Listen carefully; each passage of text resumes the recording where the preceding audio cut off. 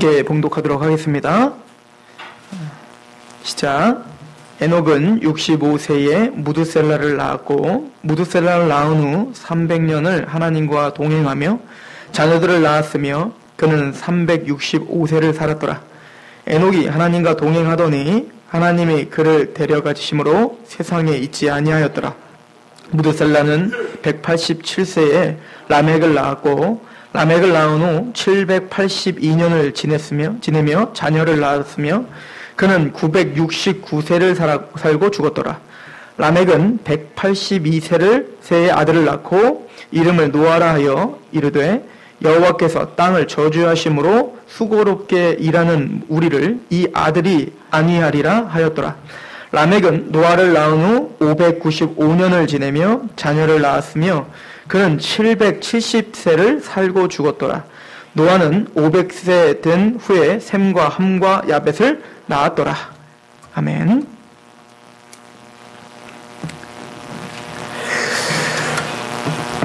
우리가 창세기를 원역사를 다루고 있습니다. 특히 지금 우리가 봉독한 것은 창세기 5장 1절부터 사실은 봐야 하는데 하나님의 반열인 셋의 반열, 즉 지금 그 위에 이미 가인의 자손에 대한 이야기를 그 자손들의 그 계보와 그들의 특징들에 대해서 이야기를 했고 그것은 세상, 즉 하나님의 원리대로 사는 계열이 아닌 인간 중심의, 즉 뱀의 후손, 즉 사단의 원리에, 세상의 원리에 따라 사는 사람들이 어떠한 태도로 살아가는지를 우리가 봤습니다. 그리고는 우리가 저번 주에 설교에서 셋에 대해서 이야기하면서 그 다른 씨인 셋은 그 가인의 반열과는 다른 태도로 살아가고 있다고 했죠. 그 태도는 뭐였습니까? 에노스를 낳고 비로소 여호와를 부르는 삶을 살았다. 우리가 인간임을 깨닫고 우리의 비천함을 깨달아 하나님만을 바라보고 하나님을 부르짖는 그 삶을 사는 계열, 이것이 뭡니까? 바로 셋의 반열인 거예요. 즉 이 셋의 반열을 통해서 메시아가 올 것이고 그 메시아를 통해서 저와 여러분들이 또 아브라함의 믿음의 자손이요 또 이 셋의 자손이 된 거예요. 믿으십니까? 자, 그렇게 그런 어떤 큰 계보 속에서 오늘 특별히 그 셋의 계보에 대한 이야기를 하는데 처음 시작은 5장 1절에 이렇게 이야기를 합니다. 이것은 아담의 계보를 적은 책이라 하나님이 사람을 창조하실 때에 하나님의 모양대로 지으시되 라고 말합니다. 즉 우리가 이미 창세기 앞쪽에서 이야기한 대로 저와 여러분들은 하나님의 형상대로 지음을 받았죠? 그래서 하나님의 형상의 특징은 뭐냐면 지금 구체적으로 다 설명할 수는 없지만 결과적으로는 영적인 존재요 인격적인 존재로 하나님과 영적인 관계를 맺고 아까 셋이 고백한 것처럼 당신은 나의 하나님입니다. 나의 여호와입니다. 라고 그분과 영적인 소통하는 그 관계, 회복된 관계, 이게 뭐냐면 하나님의 온전한 형상이란 말이에요. 그런데 하나님이 아담과 하와를 하나님의 형상대로 지었다면 그 아담과 하와가 자녀를 낳을 때 당연히 누구의 형상대로 자녀를 낳아야 돼요? 하나님의 그 온전한 형상으로 자녀를 낳아야 된단 말입니다. 그런데 이 아담이 타락한 이후에 자녀를 낳을 때 뭐라고 기록하는가 보세요. 3절 같이 읽어봅시다. 시작. 아담은 130세에 자기의 모양 곧 자기의 형상과 같은 아들을 낳아 이름을 셋이라 하였더라. 그러니까 셋도 태생적으로는 하나님의 형상으로 태어난 게 아니라 왜곡된 선악과를 따먹은 그 죄된 형상으로 자녀로 태어났고 그게 바로 셋이었단 말입니다. 즉 이 얘기는 저와 여러분들이 하나님의 백성이 된 것은 애초에 태어날 때부터가 아니라 원래는 우리는 다 뭐예요? 진노의 자녀들이었다는 거죠. 다 우리는 하나님의 형상이 깨어져 버리고 하나님과의 관계가 깨어져 버린 우리인데 하나님은 셋에게 은혜를 베풀어 셋의 반열로 즉 여호와를 부르는 자리로 인도하신 것처럼 저와 여러분도 또한 하나님의 은혜가 간섭하여서 하나님의 자리로 하나님의 형상이 회복되는 자리로 우리를 불러주셨다는 것을 은연중에 이야기하고 있는 것입니다. 그리고 더 나아가서 우리 그 창세기 5장에 나와 있는 그 계보들의 이름들을 가만히 보면 계속 반복되는 이름이 두 사람이 특히 있죠. 라멕과 에녹이에요. 그래서 오늘 주인공은 에녹인데 그 라멕과 그 에녹, 라멕은 특별히 지금 여기서 노아의 아버지로 나옵니다. 즉 이 셋의 반열의 특징은 여호와를 갈망하고 하나님 메시아를 대망하는 그 믿음의 사람들을 말하는 거잖아요. 그런데 이 계보들을 보면 어떤 큰 업적이나 문화를 형성한 거에 대한 이야기가 나오지 않죠. 그러니까 가인의 족속과는 좀 대조적이에요. 가인의 족속은 죄된 반열로서 이 땅에서 뭐예요? 성 쌓죠? 그리고 철기 문화 일으키죠? 농경 문화 일으키죠? 그리고 그 퉁소와 그런 악기들을 만들어서 여러 화려한 문화들을 만들어내잖아요. 그러니까 그 사람들은 뭡니까? 이 세상에서 뭔가 업적을 이루어내고 뭔가 승승장구하는 모습으로 자꾸 보여준단 말입니다. 그런데 하나님의 세세반열은 하는 거라고는 딱 하나요. 자녀를 낳았더라. 뭔가 이 세상에서 큰 업적을 기록하지 않고 자녀를 낳았더라.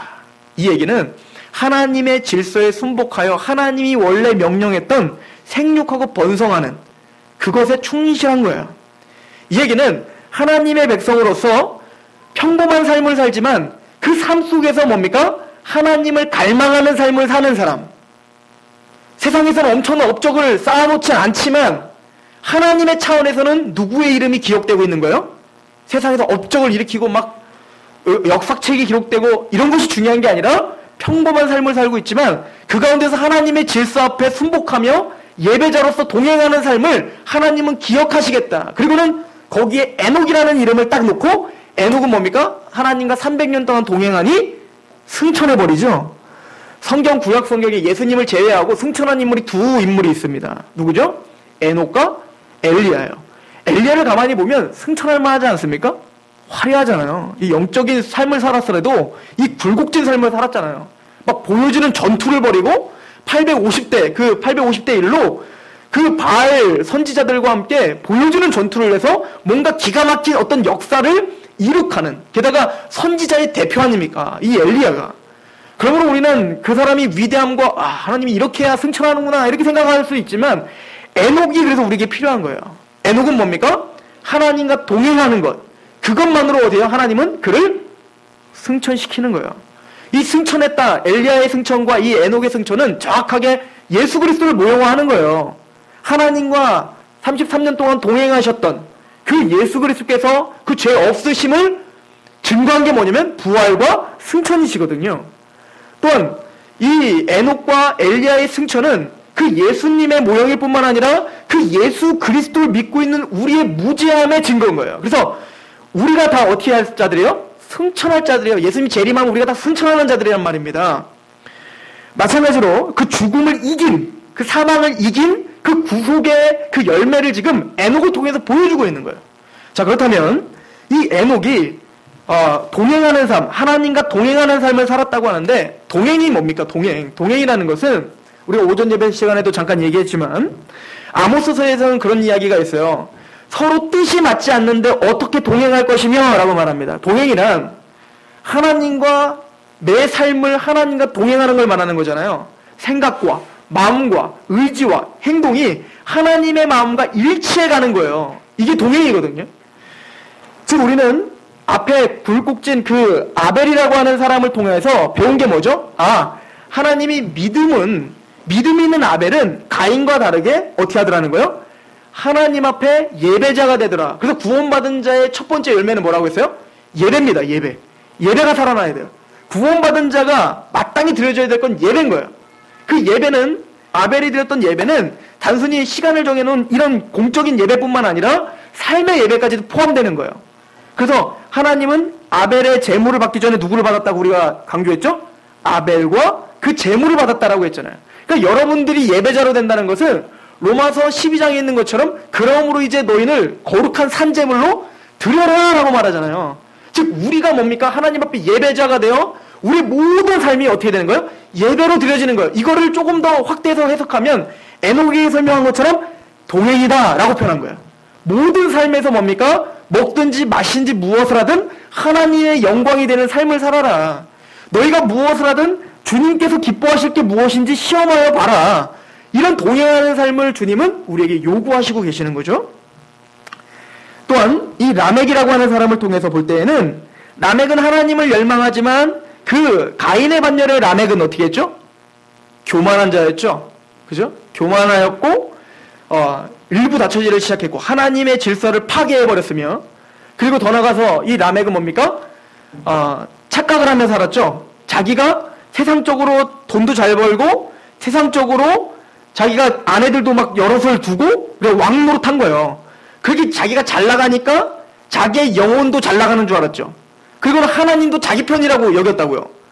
예배자로 살지도 않고 그 하나님의 은혜를 알지도 못하면서 자기가 잘 나가니까 뭐라고 하냐면, 야, 우리 조상 가인을 만약에 죽이면 그 죄가 7배로 하나님이 치실 거지만 나를 만약에 죽이게 되면 그 죄는 70배야. 누구 편이라는 거야, 하나님이?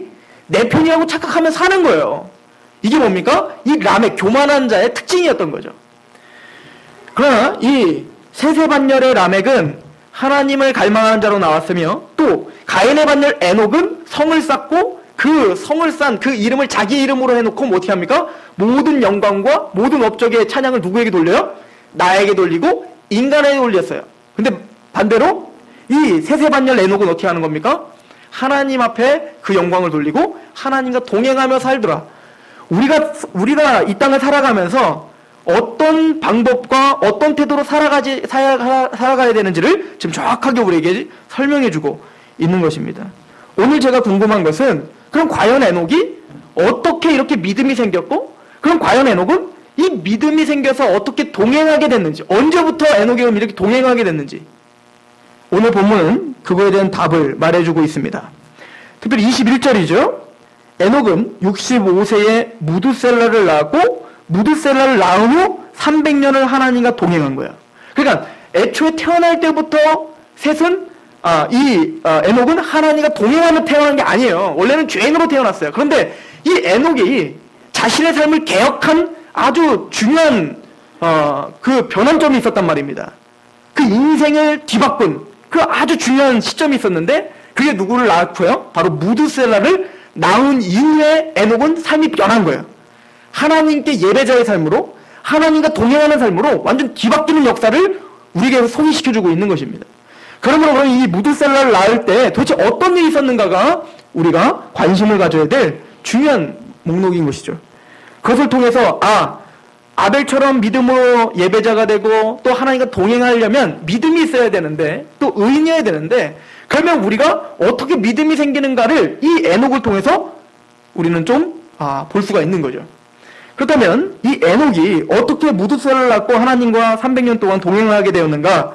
우리 유다서를 보시면 하나님이 이 에녹이 선지자였다라고 이야기하는 구절이 있습니다. 유다서 1장입니다. 유다서 1장 14절이에요.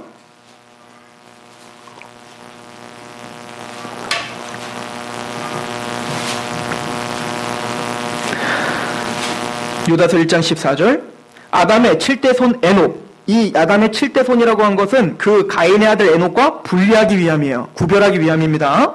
아담의 7대 손 에녹이 이 사람들에 대하여도 예언하여 이르되, 보라, 주께서 그 수만의 거룩한 자와 함께 임하셨나니 이는 무사람을 심판하사 모든 경건하지 않은 자가 경건하지 않게 행한 모든 경건하지 않은 일과 또 경건하지 않은 죄인들이 주를 거슬러 한 모든 완악한 말로 말미암아 그들을 정죄하려 하심이라 하였느니라. 이 에녹은 선지자였어요. 그래서 이 에녹은 하나님의 말씀을 들은 겁니다. 어떤 말씀이냐면, 지금 가인의 반열들의 삶을 에녹도 알 거 아닙니까? 같은 시대에 살았으니까. 그럼 그 반열들의 삶을 통하여 하나님이 메시지를 주셨는데, 그렇게 하나님과 동행하지 않고 하나님을 떠나서 산 그 가인의 반열, 이 세상에 산 승승장구하는 것처럼 보이나, 하나님은 수많은 천사들과 함께 그들을 치시러 내려올 것이고 그들의 죄를 다스리실 것이고 영원한 파멸로 그들의 죄를 징계하는, 심판하는 그 무서운 하나님에 대한 메시지를 들었습니다. 즉 에녹은 바로 그 하나님의 말씀을 들은 거예요. 자, 우리가 여기서 힌트를 얻죠. 어떻게 아벨이 믿음이 생겼을까? 어떻게 에녹이 믿음이 생겼을까? 이거에 대해 점진적인 계시로 하나를 우리에게 더 얹어주는 거예요. 믿음이란 이 에녹이 하나님의 말씀에 계시를 받은 것처럼 하나님의 말씀이 임해야 믿음이 생기는구나를 우린 보는 거죠. 그래서 이것을 로마서 10장 17절은 이렇게 정리하는 거예요. 믿음은 들음에서 나며 들음은 그리스도의 말씀이니라. 그래서 하나님의 말씀이 없인 믿음이라는 게 존재할 수 없는 거예요. 그래서 하나님의 말씀도 모르고 기도만 냈다 했더니 믿음이 생겼다. 그거 아니에요. 하나님의 말씀, 정확한 복음과 그 심판의 말씀이 전해졌을 때 성령님이 그 안에 역사하셔서 어떻게 하는 거예요? 그 말씀이 믿어지는 것입니다. 그리고 하나님은 에녹에게 그 말씀을 전파하라 라고 했어요. 그런데 이 예언의 말씀을 들은 시점이 아마도 무두셀라를 낳았던 그 시점일 것이다 라고 우리 신학자들은 동의하고 있는 거예요. 그 이유가 뭐냐면 무두셀라라고 하는 이름 자체가 그 심판의 내용을 담고 있는 이름이기 때문에 그렇습니다. 무두셀라라고 하는 뜻은 창을 던지는 자라고 하는 뜻이에요. 이 창을 던지는 자라고 하는 말은 즉 전쟁, 고대 근동의 전쟁을 할 때 그 성의 마지노선들을 창을 던지는 자예요. 즉 화살이나 이런 총이나 이런 게 없었어요. 그러니까 창을 들고 맨 끝에 서 있다가 우리 아군들의 적국에 의해서 아군들이 다 무너지고 그 성을 마지막 지키는 파수꾼들이 누구냐면 창을 들고 서 있는 자들이었던 거예요. 고대. 그런데 이 창을 던지는 자가 만약에 이 적군들에 의해서 무너지면 어떻게 될까요? 이 성은 함락당하는 거예요.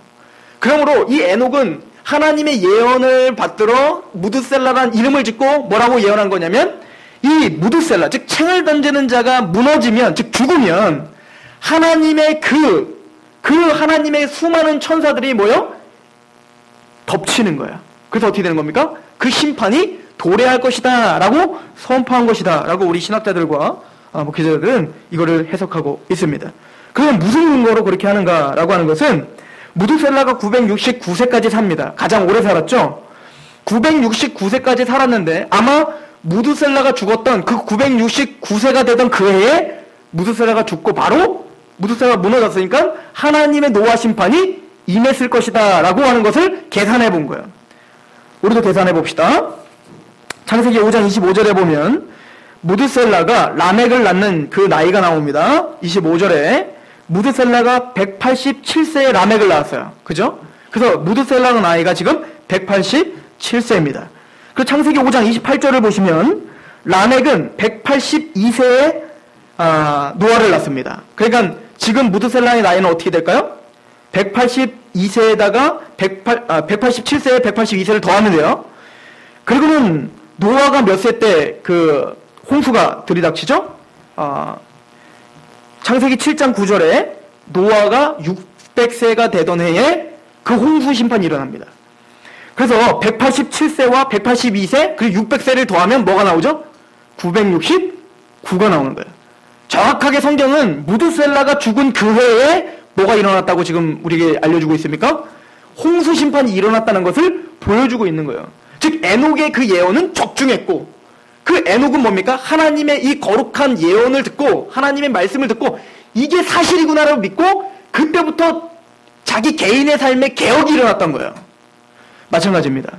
우리도 가인의 반열로서 그렇게 아무 생각 없이 살았던 자들이에요. 내 손에 잡히는 것, 내가 뭔가 쟁취하고 성취하는 것이 그게 인생의 최고봉이라고 살고 또 그것이 하나님이 기뻐하는 거라고 알면서 살았다고요. 아무 비판 능력 없이. 그런데 구원이라는 건, 믿음의 사람이라는 건, 하나가 동행한다는 것은 하나님의 메시지를 들은 겁니다. 죄의 삭은 사망이다. 너는 모든 죄를 짓고 그대로 있으면 너는 영원한 지옥 형벌을 받을 수밖에 없고 수많은 천사들과 함께 예수님께서 재림하실 거야를 우린 들은 사람들인 거예요. 오직 예수 그리스도를 믿지 않으면, 즉 너희가 노아의 방주에 타지 않으면 너희들은 그렇게 무두셀라가 무너질 때 다 죽는다니까? 그 노아 이름이 뭐예요? 우리 29절 보세요. 창세기 5장 29절. 라멕도 아마 이 예언에 대해서 이 에녹의 예언을 들었기 때문에 라멕이 노아의 이름을 지을 때 아주 의미심장하게 지은 겁니다. 29절 같이 한번 읽어볼게요. 이름을 노아라 하여 이르되 여호와께서 땅을 저주하심으로 수고롭게 일하는 우리를 이 아들이 아니하시리라. 노아는 뭐가 될 거예요? 구원자가 되는 거예요. 즉 하나님은 에녹에게 심판을 명하실 뿐만 아니라 그 반열들에게 뭐까지도 명한 거예요? 하나님은 그 죄악을 징계하고 심판하는 중에 뭘 잃어버리지 않을 것이다? 긍휼과 은혜를 잃어버리지 않을 것이야를 이 세세 반열은 믿고 있었던 겁니다. 그 열매가 뭐였어요? 노아였던 거예요. 하나님은 노아를 통하여 하나님의 백성들을 안위하실 것이다. 평강과 기쁨과 희락을 주실 것이다를 믿고 있었던 겁니다. 우리가 동일하지 않습니까? 우리도 세상의 흐름 가운데 아무 생각 없이 살다가 하나님의 메시지를 들은 거예요. 그대로 살면 지옥이야, 심판이야. 어찌하면 좋습니까? 그 아들, 우리를 안위하는 그 구원자이신 예수 그리스도를 믿어라. 그럼 너와 내 집이 구원을 받으리라. 그 약속을 믿고 어떻게 한 겁니까? 그 삶이 뒤집어진 거예요. 하나님과 동행하는 삶으로 바뀐 겁니다. 하나님의 은혜와 긍휼을 알아 그 말씀을 믿기 때문에 믿음의 열매를 드러내는데 그 열매가 뭐예요? 예배자요 하나님과 동행하는 삶이 되더라를 성경은 우리에게 설명해주고 있는 거죠. 하나님은 저와 여러분들에게 하나님이 선지자를 통해서 먼저 말씀하시지 않고는 그 일을 이루지 않는다고 말합니다. 마찬가지로 하나님은 우리를 인내하시고 오래 참으셔서 하나님의 복음을 2010 지금 몇 년이에요? 2014년, 3년. 2013년에 우리가 여기 앉아 그 말씀을 의지하고 그 말씀으로 우리가 개혁하고 우리의 삶을 하나님께 동행하는 삶으로 바꾸는 그 은혜가 오늘 저와 여러분들이 세세반열이라고 하는 증거인 것입니다. 여러분들 이런 생각 해보셨습니까? 왜 무드셀라가 가장 오래 살았을까? 왜 성경에서 가장 오래 사는 사람이 무드셀라일까? 에녹의 아들이기 때문에 그럴까? 하나님과 동행하면 자손이 잘 되더라. 이런 걸까요? 자손이 아주 오래 산다더라. 뭐 그렇게 해도 신앙생활에 도움이 되신다면 그렇게 믿으시기 바랍니다. 그런데 중요한 것은 로마서에 하나님의 인자하심과 인내하심을 너희가 멸시하느뇨? 라고 말하는 게 있어요. 하나님이 무드셀라를 가장 오래 살게 한 건 뭐죠? 그 심판을 가장 오래 참고 가장 뭡니까? 그것을 참고 기다리고 계셨던 거예요. 회개하고 돌아올 때까지. 하나님 오늘도 그 인내하심과 그 오래 참으심으로 그 하나님을 배반하고 있는 그 많은 죄악 가인의 반열들에게 돌아오라라고 메시지를 주십니다. 그리고 에녹은 그 메시지를 듣고 전파하며 살았던 것입니다. 이게 유다서죠. 그게 예언자요. 이게 복음의 사람들이에요. 그렇다면 저와 여러분들은 오늘 이 말씀을 통하여서 두 가지를 점검하셔야 됩니다. 첫 번째, 저는 여러분들의 믿음이 있다고 믿습니다. 그렇다면 여러분들은 이제 다 예언자가 되었구나. 하나님의 이 거룩한 복음의 메시지, 이 복음에는 두 가지가 담겨 있는 거예요. 심판의 메시지와 긍휼의 메시지가 담겨 있는 것입니다. 이 메시지를 들은 에녹이 전파하며 살았던 것처럼 우리는 우리의 모든 삶을 통하여 그 일을 감당하고 있는가. 두 번째는 그 하나님의 복음을 듣고 그의 삶을 개혁하고 하나님과 동행하는 삶으로 급진적인 변화가 일어났던 에녹의 삶을 통하여 과연 우리는 하나님과 동행하고 있는가.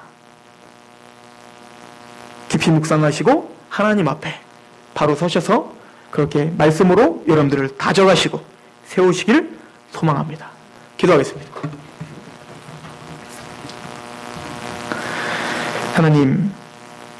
하나님은 한 번도 우리를 실망시킨 적이 없고 하나님의 언약을 폐하신 적도 하나님의 약속을 성취시키지 못하는 그런 능력 없음도 보여주시지 않았습니다. 단지 우리의 연약함으로 약속을 손 놓았고 그 하나님의 말씀 앞에 반응하지 못했을 뿐입니다. 하나님이여 세상 사람들로 하여금 인내하시고 오래 참음을 멸시치 않으뇨라고 명령하셨듯 어찌 보면 구원받은 우리들도 하나님의 그 인내하심과 오래 참음을 멸시하며 사는지도 모르겠습니다. 아버지여 귀한 하나님의 백성들 세세반열 가운데 믿음으로 반응하는 하나님 백성들이 하나님과 더욱더 동행하는 한 주간이 되게 하시옵소서. 깨어서 주님께서 기뻐하실 것이 무엇인가 시험하는 한 주간이 되게 하옵소서. 그렇게 역사하실 하나님을 기대하며 예수 그리스도의 이름으로 감사하며 기도합니다. 아멘. 찬양합시다.